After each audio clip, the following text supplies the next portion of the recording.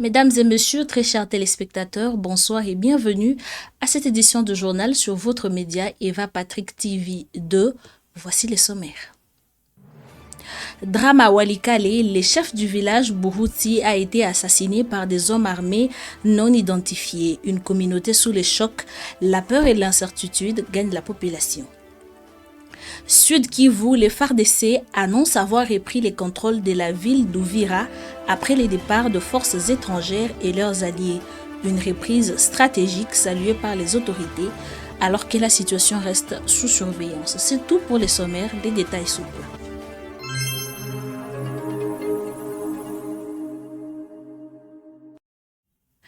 Bonsoir à toutes et à tous. L'actualité nous conduit ce soir dans l'est de la République démocratique du Congo, précisément à Uvira, dans la ville du Sud Kivu, où le gouvernement renforce sa réponse après les retraits des éléments armés de l'AFC bar M23. Suivons ces reportages. À Uvira, le retour à la normale reste un chantier délicat. Après le départ des éléments armés étrangers et de leurs alliés, le gouvernement de la République démocratique du Congo engage une stratégie progressive de stabilisation, avec pour priorité la protection des populations civiles et la restauration de l'ordre public. Ces plans reposent sur plusieurs axes: le redéploiement des forces de sécurité, la remise en fonctionnement des services judiciaires et l'assistance humanitaire aux personnes affectées par les violences. Selon des autorités, le retrait des groupes armés de la ville s'est produit dans un climat marqué par des pillages, des destructions et une insécurité persistante, ayant profondément fragilisé le tissu social local. Le gouvernement précise que ce retrait ne peut être interprété comme un geste d'apaisement, soulignant que la situation sécuritaire demeure fragile et nécessite une vigilance constante. Sur le terrain, les forces armées de la RDC, la police nationale et les autres services spécialisés poursuivent leur retour coordonné avec pour mission de sécuriser les quartiers, protéger les biens et réaffirmer la présence de l'État. Pour Kinshasa, la stabilisation durable passe par un contrôle effectif des territoires et par le respect des engagements internationaux, appelant au retrait total et sans condition de toutes les forces étrangères. Les autorités dénoncent également des déplacements forcés des civils qui auraient visé certaines communautés locales, aggravant les tensions et exposant la population à de nouveaux risques. Face à cette situation, un appel est lancé à la cohésion nationale, au rejet des discours de haine et à la responsabilité collective, afin d'éviter toute manifestation susceptible d'embraser davantage la région. À Uvira, le retour de l'autorité de l'État se veut progressif mais déterminé. Pour le gouvernement, la sécurité, la justice et la paix sociale restent indissociables d'une stabilité durable dans cette partie de l'Est du pays. Le président de la République démocratique du Congo, Félix-Antoine Tshisekedi Tshilombo, prend part à une réunion annuelle du Forum économique mondial à Davos. Nous sommes en Suisse, un rendez-vous stratégique au cours duquel la RDC entend faire valoir ses atouts économiques, environnementaux et diplomatiques. Suivons ces reportages. Davos, au cœur des Alpes suisses, c'est ici que se joue une partie de la diplomatie et de l'économie mondiale. Du 19 au 23 janvier, dirigeants politiques, décideurs économiques et acteurs globaux se retrouvent autour du thème « Le dialogue comme moteur des solutions ». Parmi eux, le président congolais, Félix-Antoine Tshisekedi Tshilombo. Sa présence s'inscrit dans une volonté claire: positionner la République démocratique du Congo comme un acteur central des réponses aux défis mondiaux. Selon la présidence, la République démocratique du Congo se présente aujourd'hui comme un partenaire stratégique ouvert à des coopérations équilibrées fondées sur le respect de ses intérêts et orientées vers une paix durable. La République démocratique du Congo souhaite établir des partenariats responsables capables de soutenir la stabilité régionale tout en générant des bénéfices partagés. À Davos, Kinshasa met également en avant ses atouts majeurs dans la transition énergétique mondiale. Le pays détient d'importantes réserves des minerais critiques indispensables aux technologies vertes et aux batteries électriques. Autre levier stratégique, le potentiel hydroélectrique congolais, parmi les plus importants au monde, capable de fournir une énergie propre, durable et compétitive. Sur le plan environnemental, la RDC valorise ses efforts en matière de protection de la biodiversité et de la lutte contre le changement climatique, avec des projets structurants axés sur le développement durable. Parmi les initiatives mises Mis en avant figure le couloir vert reliant l'Est à l'Ouest du pays, un projet emblématique qui ambitionne de concilier croissance économique, conservation des écosystèmes et amélioration des conditions de vie des populations. Membre non permanent du Conseil de sécurité des Nations Unies, la République démocratique du Congo considère également Davos comme une plateforme diplomatique de premier plan.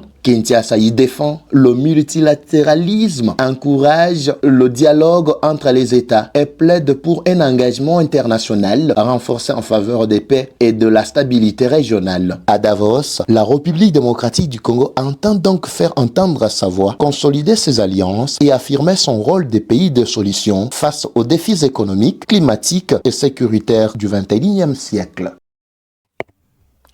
Les forces armées de la République démocratique du Congo affirment avoir rétabli les contrôles sur la ville d'Uvira. Nous sommes au sud Kivu, une reprise stratégique qui intervient après les départs de forces armées étrangères et de leurs alliés. Suivons ces reportages. À Uvira, les forces loyalistes reprennent pied. Les FARDC confirment leur redéploiement effectif dans cette ville stratégique du Sud Kivu, marquant une nouvelle étape de la reconquête de l'autorité de l'État après le retrait des groupes armés soutenus de l'extérieur. Selon l'armée, cette reprise de contrôle est intervenue au cours du week-end, ouvrant la voie à une sécurisation progressive des quartiers et des axes majeurs de la ville. Avant leur départ, les éléments armés auraient laissé derrière eux une ville fragilisée par des actes de pillage et de vandalisme. Les autorités militaires indiquent que plusieurs personnes soupçonnées d'avoir participé à ces exactions ont été interpellées et seront présentées devant les instances judiciaires compétentes. Les FARDC affirment poursuivre leur déploiement opérationnel à Uvira et dans les zones environnantes afin de consolider leur position et de garantir la sécurité des populations civiles ainsi que de leurs biens. Le retrait des groupes armés intervient après des échanges avec la communauté internationale au cours desquels ces derniers ont annoncé leur intention de se désengager de la ville,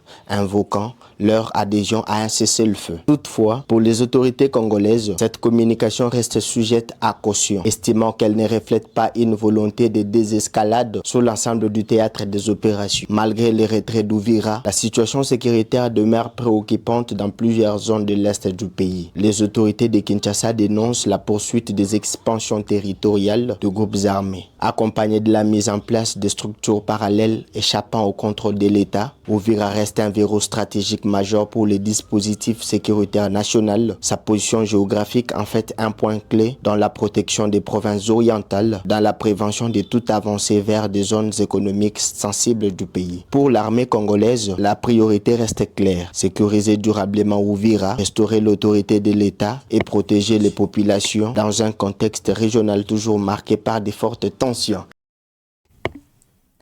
Le gouvernement congolais a annoncé le lancement d'un plan global visant à rétablir progressivement l'autorité de l'État à Uvira et dans les environs au sud Kivu. Une démarche qui combine sécurité, justice ainsi qu'assistance humanitaire dans un contexte encore marqué par de fortes tensions. Suivons ces reportages. La première ministre Judith Suminwa Tuluka a tenu ce lundi une réunion d'urgence avec plusieurs membres du gouvernement et responsables des services de sécurité. Objectif: coordonner l'assistance humanitaire et préparer le retour progressif de l'autorité de l'État dans une zone fortement affectée par près de 2 mois d'occupation rebelle. Selon les autorités, la situation humanitaire reste extrêmement préoccupante. Plus de 260 000 personnes ont été contraintes de fuir les violences, tandis que les milliers d'enfants se retrouvent séparés de leurs familles. Face à cette urgence, les services sociaux, en collaboration avec la Direction générale des migrations, travaillent à la mise en place des mécanismes de retour. Toutefois, le gouvernement se veut prudent. Aucun rapatriement massif ne sera autorisé sans une évaluation préalable des habitations,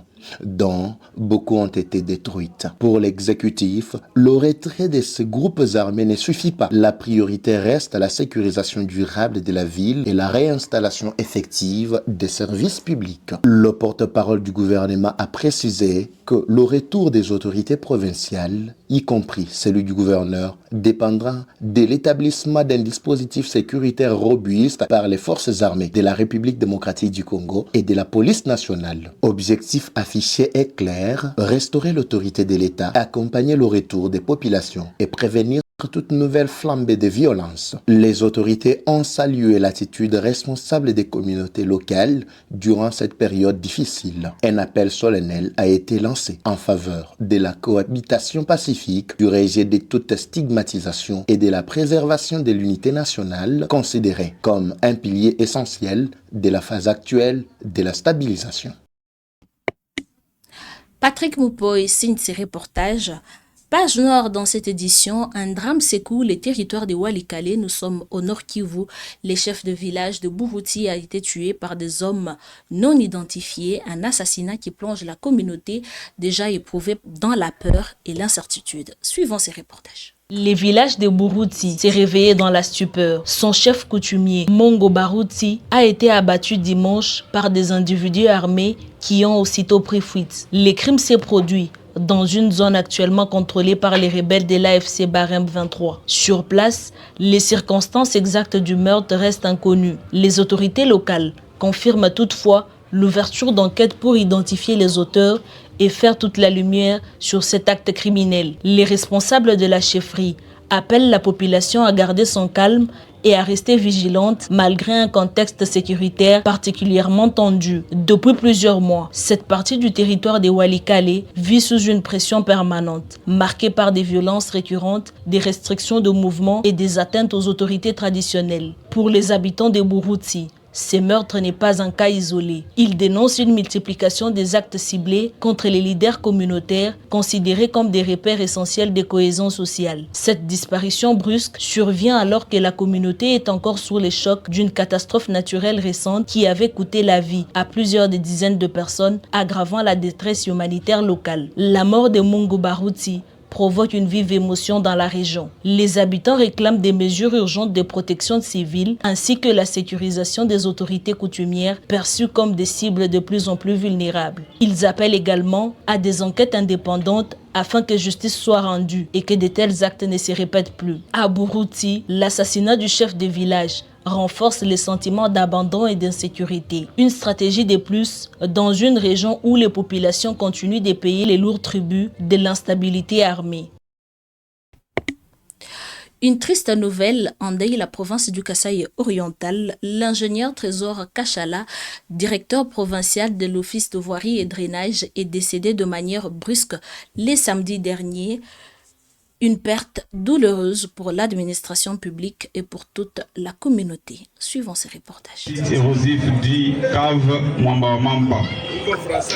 Stupeur et consternation au sein de l'Office de voirie et drainage. L'ingénieur Trésor Kachala, directeur provincial de l'OVD au Kasaï oriental, s'est éteint soudainement, laissant derrière lui un profond vide. Homme de terrain, technicien respecté et cadre engagé, il incarnait une génération de responsables publics déterminés à améliorer les infrastructures et les cadres de vie des populations. À la tête de l'OVD provincial, Trésor Kachala s'était illustré par son sens du travail bien fait, sa rigueur professionnelle et sa proximité avec ses équipes. Plusieurs projets de réhabilitation de voirie et drainage porte son empreinte dans une province confrontée à d'importants défis infrastructurels. Pour ses collaborateurs, il était avant tout un leader humble, toujours à l'écoute, privilégiant les dialogues et l'efficacité sur terrain. L'annonce de son décès a suscité une vive émotion au sein de l'administration provinciale, mais aussi parmi les citoyens qui voyaient en lui un acteur clé du développement local. En ces débuts d'année déjà marqués par plusieurs épreuves, cette disparition brutale